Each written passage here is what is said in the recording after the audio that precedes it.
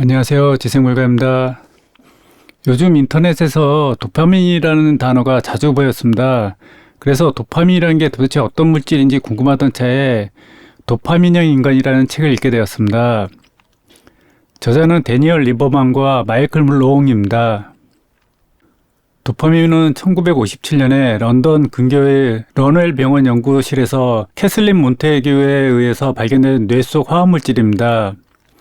도파민 활성은 쾌락의 지표가 아니라 예측 불가능성, 그러니까 어떤 주어진 사건에 대한 가능성과 기대에 대한 반응입니다. 도파민 발화에 시동을 거는 것은 예상치 못한 좋은 소식이 선사하는 짜릿함입니다. 결과를 얻기 위해서 투자한 시간이나 아까운 돈 자체가 아닙니다. 결국 우리가 어떤 노력을 더 많이 쏟는다고 도파민 자체가 더 많이 발생한다는 건 아닙니다. 짜릿함을 전해주던 일이나 사건이 일상이 되어버리면 보상 예측 오류는 더 이상 일어나지 않고 도파민은 더 이상 발화되지 않습니다. 결국 익숙해지면은 어떤 일이든 도파민 발생이 더 적어진다는 얘기가 됩니다.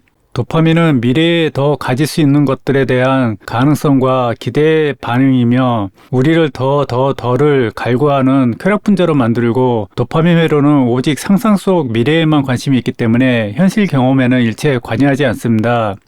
그래서 도파민을 미래의 물질이라고 합니다. 인간은 이성을 찾아서 짝을 이루고 사랑을 나눕니다. 막 시작하는 사랑은 짜릿함과 흥분을 선사하지만 시간이 지나면 아무리 뜨겁던 사랑도 이내 식기 마련입니다. 이성을 찾아 사랑을 시작하는 순간 도파민이 마구 샘솟지만 어느 정도 사랑이 무르익으면 도파민은 더 이상 샘솟지 않습니다. 그럼에도 우리가 인생의 상당 기간을 동반자와 함께 살아갈 수 있는 것은 현재 지향적인 화학물질이 그 역할을 하기 때문입니다. 이 화학물질들이 우리를 끈기 있게 다독이고 격려해서 우리는 지금 눈앞에 보이고 만져지고 있는 것들에 대해서, 즉 현실적인 것들에 대해서 만족감을 느끼게 합니다. 도파민은 미래지향적인 물질이기 때문에 생물의 생존과 번식을 독려하도록 진화해 왔습니다. 약물 중독은 이런 생존과 번식에 대한 관심을 무시하고 약으로 관심을 돌립니다. 약물은 도파민 회로를 인위적으로 점화시켜서 우리를 더 약물에 의존적으로 만들어 버립니다. 약물이 강할수록 비례해서 중독성도 더 커집니다. 파킨슨병은 근육의 움직임을 조절하는 신경 경로에 도파민이 부족해서 생기는 병입니다. 그래서 이를 치료하기 위해서 도파민이 들어가 있는 약을 치료제를 제공하는데요. 그 중에 6명 중 1명꼴로 중독 증세가 나타난다고 합니다. 섹스 중독자에게도 도파민이 관여하는데요. 섹스 중독자들에게도 욕망과 애호는 별개의 감정입니다. 연구에 따르면 포르노를 시청하는 동안 섹스 중독자들의 성욕은 커지지만 그들이 높아진 성욕만큼 비디오에 대해서 높은 평점을 매기는 것은 아닙니다. 온라인 게임은 온갖 보상 체계로 이루어져 있어서 중독에 빠지기 쉽게 되어 있습니다. 게임 회사들은 게임 사용자들이 더 많은 시간을 게임에 투자하도록 유도를 하려고 합니다. 그렇기 때문에 곳곳에 숨은 장치들을 만들어 놓고 게임 사용자들을 유혹합니다. 게임 회사들은 사용자가 입력하는 모든 정보들을 분석해서 게임 사용자들이 온라인상에 머물도록 더 많은 장치들을 고안하고 있습니다. 게임 사용자들이 입력하는 키보드 정보, 마우스 입력 정보, 그리고 행동 패턴들이 실시간으로 분석되고 계속 정보를 제공하고 있는 겁니다. 결국은 상호 피드백으로 인해서 더 게임 중독에 빠져들게 만드는 현상을 만들고 있습니다. 일단 어떤 약물이나 대상에 중독이 되면 욕망의 대상인지 아니면 내가 진짜 사랑하는 것인지 내게 유익한 것인지 아니면 내게 독이 되는지는 상관이 없습니다. 심성이 약해서 혹은 의지가 부족해서 중독자가 되는 건 아닙니다. 자극의 도를 넘는 탓에 욕망회로가 병적 상태로 치달아서 중독이 일어납니다. 중독은 중독자의 DNA까지 변화시키죠. 한번 변화된 DNA는 자식에게도 유전이 된다고 합니다. 이렇게 한번 중독된 상태로 접어들면 DNA 변형까지 가지만 중독을 극복하기 위해서 노력한 사람에게는 중독된 뇌신경을 우회하는 새로운 신경이 연결되기도 한다고 합니다. 그러니 노력하면 극복할 수 있는 것도 중독이기도 합니다. 욕망과 중독에 도파민이 관여하고 이를 통제할 신경물질이 없다면 세상은 광기로 넘쳐날 겁니다. 다행히 인간에게는 도파민을 통제할 수 있는 물질인 도파민 통제회로가 존재합니다. 도파민이 도파민을 통제하는 것입니다. 이 도파민은 신피질에 존재하고 이것을 통해서 인간은 욕망회로가 보여주는 것 이상의 미래를 상상하고 백년대계를 구성합니다. 또한 언어, 수학, 과학 등을 여기서 담당합니다. 우리가 도파민 욕망회로라는 별칭으로 계속 부르고 있는 중변연계 회로에 도파민이 몸을 실으면 욕망의 감정이 솟아납니다. 반면 도파민 통제회로는 도파민 욕망회로가 폭주할 때 고삐를 당기고 진정시켜서 유익한 결말로 이끌입니다. 도파민은 욕망과 끈기 모두 원천입니다. 도파민이 욕망회로를 타고 흐를 때 우리 안에 불붙은 열정은 어느 방향으로 가야 하는지를 알려주는 이정표가 됩니다. 또한 도파민이 통제회로를 타고 흐를 때는 잘하는 의지력은 그 목적지로 우리를 데려다 줍니다. 하지만 인간에게는 통제 능력이라는 것이 한계가 있고 끈기 인내라는 것이 사용하면 사용할수록 고갈되는 에너지와 같습니다. 즉 끈기와 인내에는 한계가 있는 것입니다. 어떤 목적을 달성하기 위해 사람과 사람 사이에 맺어진 관계를 대리자 관계라고 합니다. 이 관계를 매개하는 화학물질도 물론 도파민입니다. 반대로 친교 관계는 순수하게 어울림을 즐길 목적으로 맺는 관계를 말합니다. 여기에 관여하는 물질은 현재 지향적 화학물질들입니다. 대리자 관계는 주어진 환경에서 가능한 많은 자원을 뽑아내고자 할 때 성립됩니다. 이것은 도파민 통제회로의 전문 분야이죠. 도파민 욕망회로가 과하면 약물 중독을 일으키듯 도파민 통제회로가 지나치게 우세한 사람들은 성취욕에 중독됩니다. 그런데 성취욕 중독자는 오직 성취하고자 하는 목표에만 매달릴 뿐 절대로 현실에 만족하지 못합니다. 마약의 내성 때문에 용량을 높여도 약물 중독자가 체감하는 행복감은 점점 떨어지는 것과 비슷합니다. 챔피언이 반칙을 하는 이유는 중독자가 마약을 하는 이유와 크게 다르지 않습니다.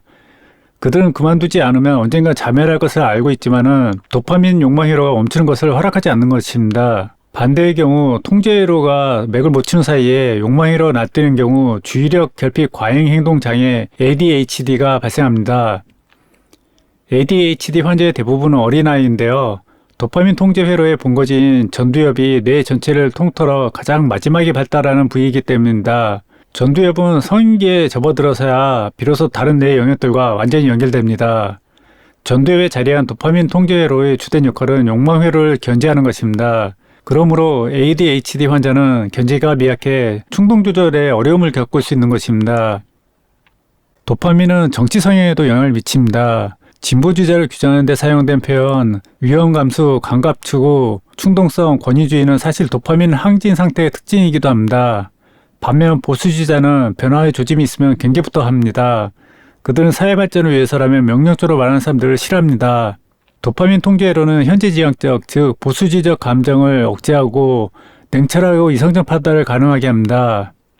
절대다수의 행보를 위해 소수의 안위를 희생하는 것 같은 어려운 결정을 내려야 할 때 특히 이런 이성적 사고 능력이 절실하게 요구됩니다. 인간은 개인의 노력과 여러 사람들의 협동을 통해서 계획을 수립하고 끈기와 의지력을 발휘합니다. 이것은 도파민 통제회로가 환경을 지배하는 방식입니다. 도파민이 정치적 성향에 영향을 미치지만 인간 사회 환경이 그 성향을 바꿀 수도 있습니다. 도파민에 의해서 정치 성향이 절대적으로 결정되는 것은 아닙니다. 인간이 다른 동물들과 구분되는 것은 도파민 회로 덕분입니다. 인간이 동물과 구분되는 것은 자유의지 때문이라고 할 수 있습니다. 인간은 여러 가지 선택지의 장단점을 저울질하고 가치나 원칙과 같은 추상적 개념을 이해할 줄 압니다. 마침내 우리가 옳다고 믿는 것을 극대화할 최선의 방도를 스스로 판단하고 결정할 수도 있습니다. 근데 이런 일을 수행하는 진짜 주인공은 바로 도파민입니다. 도파민 회로는 우리 인간을 특별한 존재로 만들어줍니다. 우리는 늘 앞날을 계획하고 실현되지 않은 일들을 상상합니다. 하지만 도파민이 가리키는 방향에는 중독, 배신, 좌절 등 깊이를 헤아릴 수 없는 함정들이 곳곳에 도사리고 있습니다. 그렇기 때문에 우리 현대인이 정작 완수해야 될 진짜 임무는 바로 조화를 이루는 것입니다. 우리는 지칠 줄 모르는 도파민의 도발을 극복하고 적정선에서 외면할 줄 알아야 됩니다. 나아가 도파민의 회로의 작용과 현재지향적 회로의 작용을 아름답게 어우를 수 있어야 한다고 합니다. 그래야 둘을 조화시킬 수 있겠죠. 이 책을 읽으면 도파민이 정말 우리 인간 활동에 엄청나게 많은 영향을 미치고 있다는 걸 느낄 수 있습니다. 우리는 매일 일상적인 뉴스를 통해서 마약 중독이나 게임 중독에 대해서 많이 들을 수 있습니다.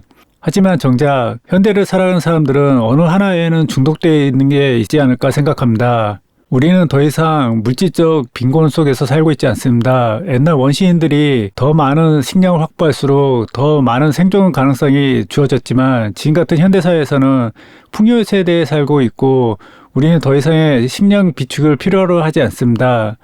그렇기 때문에 우리 인간은 무언가 자신의 욕구를 실현해줄 다른 곳으로 도파민을 사용하고 있습니다.